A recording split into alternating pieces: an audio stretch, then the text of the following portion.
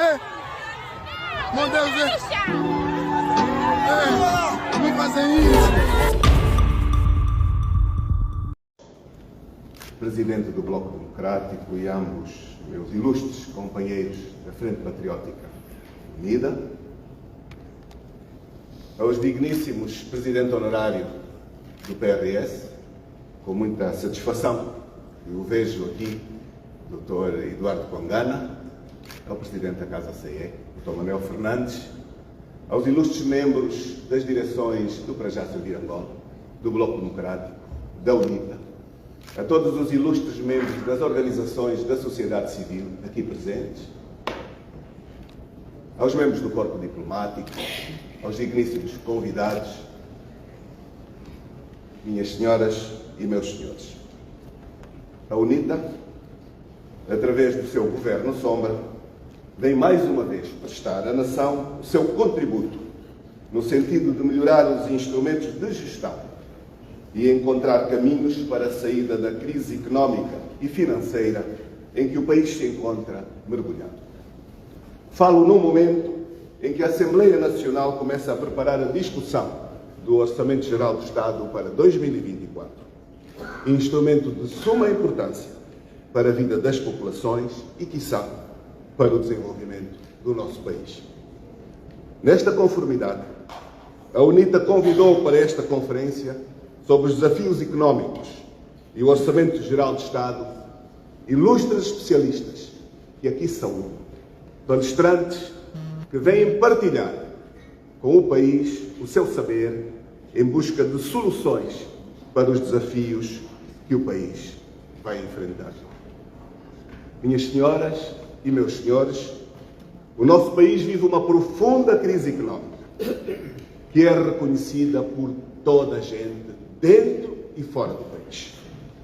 A pobreza e a extrema pobreza são marcantes no momento atual. A diversificação da economia tornou-se uma miragem, pois o petróleo continua dominante do Orçamento Geral do Estado, apesar das engenharias em estatística do nosso governo. Estatística e engenharias que ninguém consegue acompanhar, senão, infelizmente, o próprio governo. Mas é estranho que estas referências negativas, pois nós temos tudo, mas mesmo tudo para sair desta crise. Temos tudo para inverter esta pobreza e a pobreza extrema.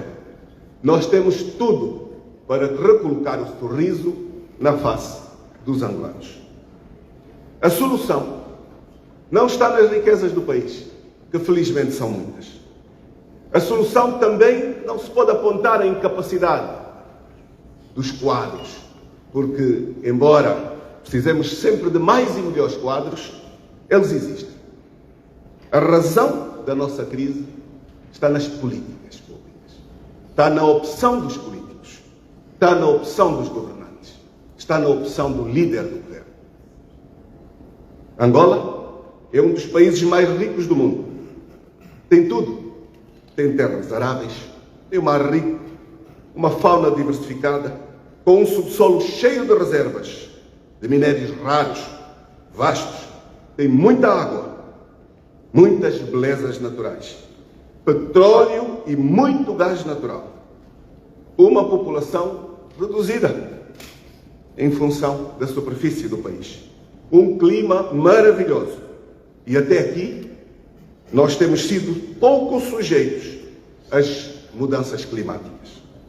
Ainda podemos dizer que vivemos numa região nunca atingida por ciclones, por terremotos violentos, por tufões, etc, etc. Assim sendo, faz todo o sentido esta conferência para ajudar o país a promover caminhos de estabilidade, de diversificação da economia, caminhos de desenvolvimento. Não sendo eu um especialista de matérias económicas, compete-me, porém, mais uma vez, reafirmar aqui que têm sido essencialmente as lideranças políticas os maiores responsáveis pelo retardar do país. A atual crise económica tem respaldo nas decisões políticas. há perda de valores também, há perdas de referências e a inexistência de um apontar claro para um caminho. O Orçamento Geral do Estado para 2024 tem mais de 50% direcionado ao pagamento da dívida. E isso só pode conduzir a um verdadeiro desastre. Especialmente se continuarmos a negar as reformas que todos exigem e que todos sabem ser incontornáveis. Não será possível atingir meta alguma sem as reformas políticas e administrativas. Continuar a manipular os números, continuar a abafar os empresários genuínos, continuar a substituí-los por governantes corruptos, continuar a negar a realização das autarquias locais, continuar a manter o poder judicial e legislativo amarrados e como caixa de ressonância do chefe do regime, isto sim é que não nos terá solução alguma. Só com um forte travão a todas estas más práticas é que poderemos alcançar metas de servir o país e desenvolver um país para todos. Esta conferência, estou seguro, vai propor imensas soluções. Vejamos aqui, e convido a todos, a fazer um olhar muito rápido ao que aconteceu ontem em Portugal. Uma suspeita de corrupção, uma suspeita de favorecimento em contratação pública, levou as instituições a investigar inclusive um primeiro-ministro com uma maioria substancial, a investigar os seus ministros e a prender membros do governo. A Procuradoria-Geral da República em Portugal, assumindo toda a sua independência, atuou em defesa do interesse público e atuou em defesa da transparência. E um primeiro-ministro que tem uma maioria absoluta na Assembleia Nacional, podendo até resistir, optou valorizar a democracia, optou valorizar o bom nome das instituições, optou valorizar e elevar o papel de um primeiro-ministro e apresentou a sua demissão. Porque poderia não ter feito, poderia ter resistido, poderia ter estendido, mas optou apresentar o seu pedido de demissão e colocou-se à disposição dos órgãos de justiça. Era possível estes factos terem lugar em Angola? As nossas instituições investigariam o Presidente da República em Angola? A Procuradoria, que faz a defesa dos interesses dos partidos, faz a defesa dos interesses do povo em geral, faz a defesa da pluralidade. A Procuradoria da República em Angola tem independência para agir? Tem liberdade para agir? Tem coragem e isenção? O SIC, os Serviços de Investigação Criminal e demais instituições ligadas à investigação criminal têm autonomia e os seus comandantes servem com coragem o Estado plural de que nós todos somos parte? É o que acontece em Angola? Nós todos sabemos que não. Esta foi uma rápida viagem a um país que nos serve de inspiração para todas as leis. As leis que se vêm trazer em Angola são, na sua maioria, às vezes se esquece, inclusive, o nome dos locais em Portugal que as inspiraram. Mas depois, este tipo de exemplos não inspira os governantes angolanos, infelizmente. E qual é o papel dos grandes? O silêncio dos grandes é conivente ou é partícipe? O que é que se passa com os nossos mais velhos? Participam? Têm coragem? Trazem a uma intervenção moral do seu papel histórico? Olhemos para Moçambique. Olhemos para o que está a passar em Moçambique. Olhemos para a pouca vergonha da manipulação grosseira eleitoral em Moçambique. Em Moçambique, as vozes de alguns grandes começaram a ser ouvidas. Samora Machel Júnior, filho do ex-presidente Samora Machel, falou e contrariou os interesses do seu partido em nome da verdade. A mamã Graça Machel também falou com muita coragem e falou bonito. O antigo presidente da Comissão Nacional Eleitoral de Moçambique também falou e assumiu de forma muito crítica as manipulações eleitorais. E aqui, em Angola, os mais velhos precisam de trazer a sua voz e a sua ação para que o país perceba que eles não abandonaram. Urge escolher Angola, retomar a capacidade de dialogar, ir ao médico e pedir uma pílula contra a intolerância, contra o medo, contra a arrogância, contra a extrema corrupção e, mais importante, uma pílula para abrir as portas do nosso Kremlin, a democracia. Urge afastar os ortodoxos do Kremlin angolano, arrogantes, que têm conduzido o país à desgraça, que há muito vêm teorizando contra o país, teorizando contra o bem-estar das suas populações, teorizando contra os angolanos. Urge ir buscar os tecnocratas e colocá-los a governar com coragem e ao serviço da nação, ao serviço de todos. Urge ir buscar a academia, o seu saber, e colocá-lo ao serviço do país e dos governantes. Há que abandonar a gestão casuística que visa manter o status quo do grupo dominante em detrimento da organização e crescimento sustentável da economia que sirva ao desenvolvimento do país. A UNITA entende que não se consegue o crescimento e o desenvolvimento económico com salários miseráveis ou empobrecendo o empresariado nacional por via da concorrência desleal do próprio Estado, que exerce um peso excessivo sobre a economia, provocando a sua ineficácia e deficiência. Os vencimentos da função pública devem aumentar e não de forma paliativa. Ajustes de 5% não compensam os números da inflação. E muito menos se o governo não coloca um freio na especulação dos bens primários. Há que acabar com os desperdícios e a má gestão e empoderar os salários que rapidamente irão dar a sua contribuição na circulação da economia. Entendemos também que não haverá crescimento e desenvolvimento económico sem infraestruturas e equipamentos sustentáveis.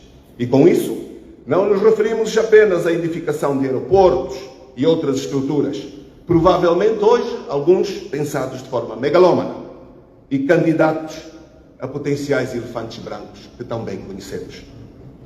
Falamos da necessidade urgente de canais de irrigação para a agropecuária e a indústria. Falamos da necessidade de aumentar a capacidade de fornecimento elétrico e estender as vias de comunicação que sirvam todo o território nacional. Vias primárias, secundárias e terciárias, que ponham os produtos nos grandes mercados. Há que baixar urgentemente os preços dos bens essenciais, da cesta básica e os preços dos materiais de construção.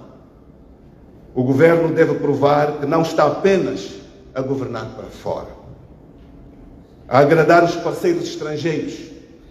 Quando se paga a dívida pública com aquela parcela de orçamento, aquilo também significa abandonar Angola e os angolanos. Caros convidados, minhas senhoras e meus senhores, a classe empresarial joga um papel determinante no processo de crescimento económico e desenvolvimento social de um país, e naturalmente também do nosso. Sem uma classe empresarial forte e organizada, qualquer país se afunda e o seu povo dificilmente vencerá os seus desafios.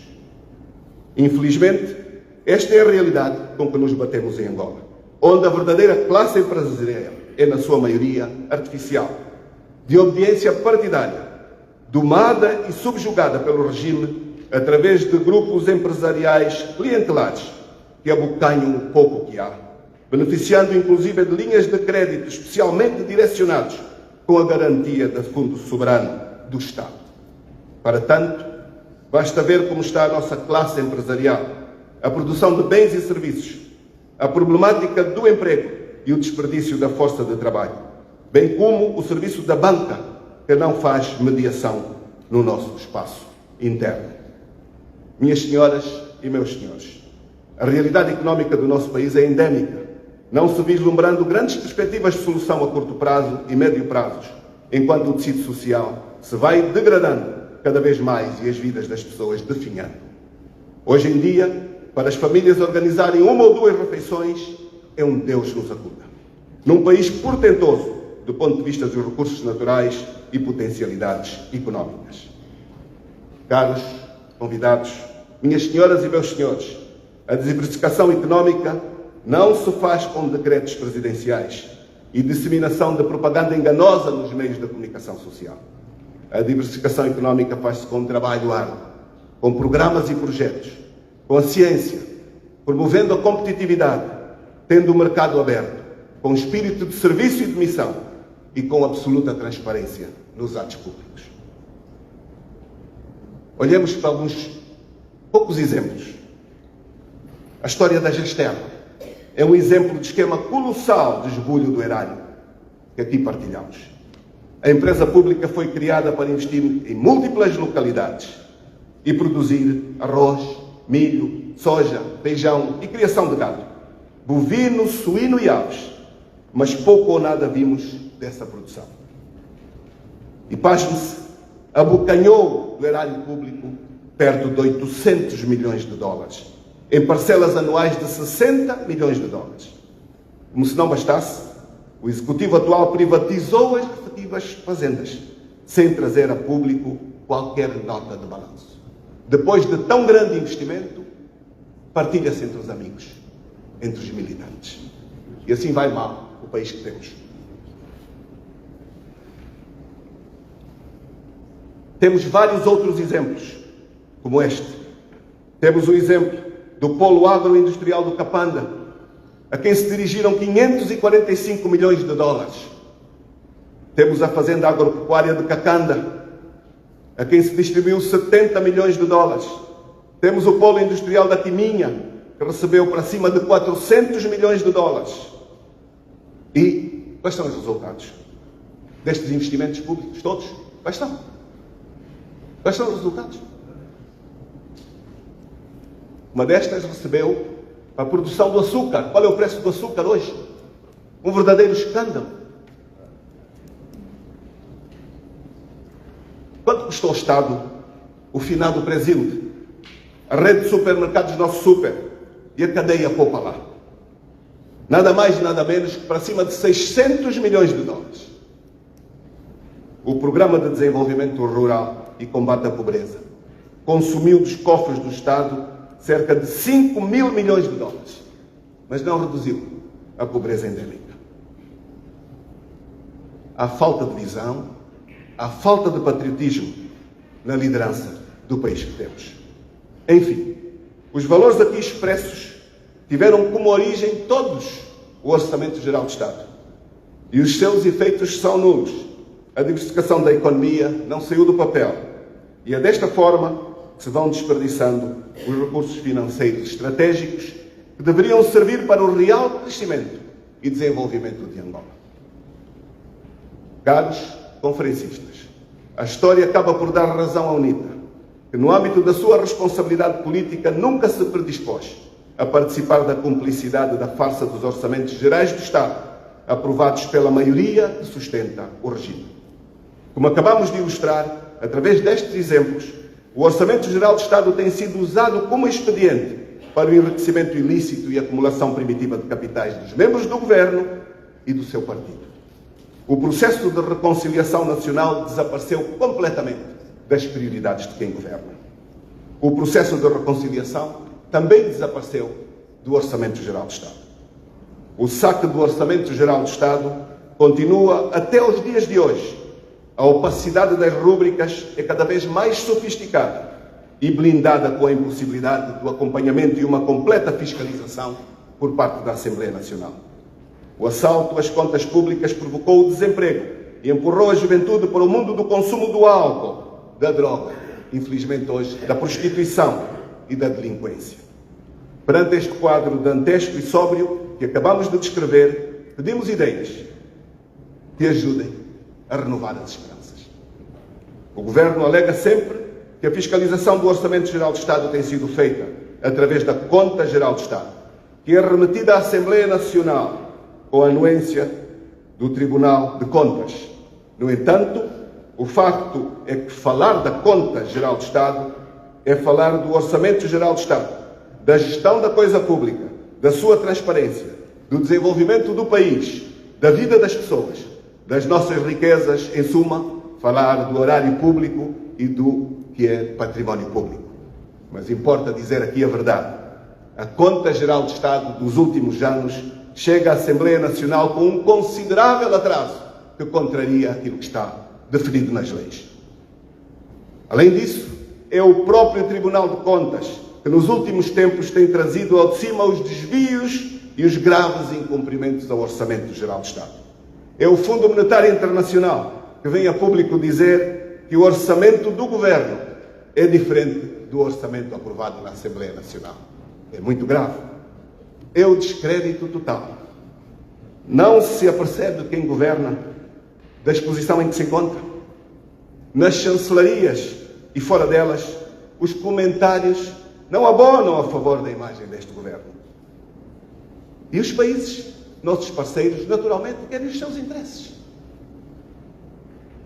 Esperamos, portanto, que as preleções e debates em sede deste evento possam contribuir com subsídios que permitam deitar luz sobre alguns dos ingentes problemas aqui referidos, indicando-se soluções, partilhando soluções com quem governa. Mantenhamos a crença de que Angola pode sair do beco em que se encontra atualmente, porque tem tudo para vencer, como afirmamos, tudo para ganhar. Concluo reafirmando que a solução está nas nossas mãos. A solução está numa liderança patriótica do país. A solução está na criação de um país inclusivo. A solução está também nos mais velhos ganharem coragem e intervirem e deixarem de ter medo. Declaro, sim, aberta esta conferência. Acorda cedo, põe o pé na estrada, deixa o filho em casa com uma vontade de voltar para casa. Quando chega a praça,